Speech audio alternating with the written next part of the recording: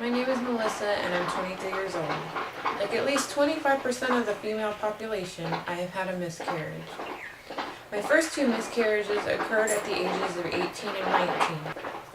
Contrary to what most people would believe, I found them equally as devastating as my most recent loss, which was only a few months ago. I was inspired by a woman in my online support group to create this video. There was an article posted about a Georgia state representative who wants to require that women prove their miscarriages happened under natural circumstances, meaning without any medical intervention.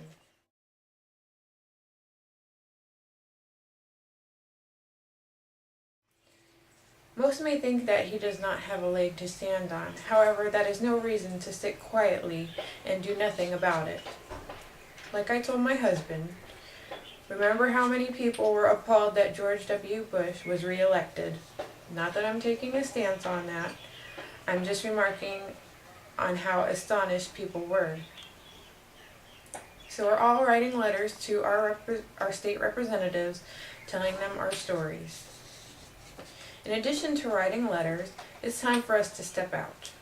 It is time for us to stop walking on eggshells because we have done nothing wrong. Somehow, having a miscarriage has developed some sort of stigma. It is like no one wants to tell you, I am sorry. So we are forced back behind our wall to protect ourselves. And, so it would seem, to protect others from feeling uncomfortable around us. There is nothing to be uncomfortable about. We don't have some sort of communicable disease. Just a little sympathy is all we need. If you are watching this video, you probably had a miscarriage, or you're probably trying to find a way to help someone who has. So I would like to share what I have learned. If you have had a miscarriage, number 1, treat your miscarriage like you would any other loss. Sometimes naming your baby something gender neutral or not helps. Number 2, consider getting a memory box set up. You can put in little mementos like your positive home pregnancy test, letters or poems, even ultrasound pictures if you have any. 3, consider lighting a candle every year on the anniversary of your loss. Number 4, make a donation to a charity in your baby's name. 5, join a support group. www.dailystrength.com has some online support groups. www.facesofloss.com has some in-person ones. You can even apply to be a group leader if there isn't a group in your area. 6, websites like www.rememberingourbabies.net and www.labelledame.com both have some very nice mementos for pregnancy and infant loss. 7, I also started my own type of charity that you can find at www.tinywings.blogspot.com, or you can just search Tiny Wings on Facebook. I send out paper cranes to grieving mothers to use how they see fit. Some suggestions are burning them for ashes to use in a ceremony when you don't have any remains, keeping them as a keepsake for your memory box, or even attaching them to some balloons for release. And here are some examples of them. There's a pink one and a red one.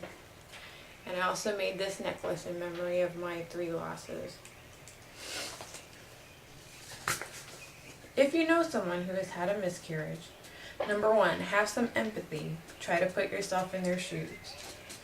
Number 2, instead of saying something open-ended like I'm here if you ever need anything, make it specific. Say something like I'll bring pizza over on Saturday. Most of the time, a grieving mother will not take care of herself when it comes to eating. So you may consider bringing over some microwave dinners if you don't have time to eat with her. Just something simple and easy.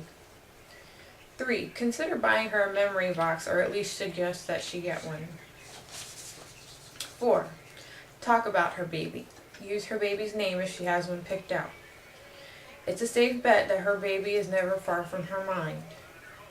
If she cries, just be a shoulder to cry on. She needs to know that it is okay to cry. It is also a safe bet that she'll appreciate that you thought about her baby too. 5. Cards, flowers, whatever. Any gesture is nice, even just a heartfelt "I'm so sorry." Most of us never even got that. 6. Most women who have suffered through a miscarriage won't like hearing stuff like "everything happens for a reason," or "it's part of God's plan," or anything similar to that. Well, I hope that helps out a little bit. I will post the links at the end of this video and in the description section. Thanks for watching.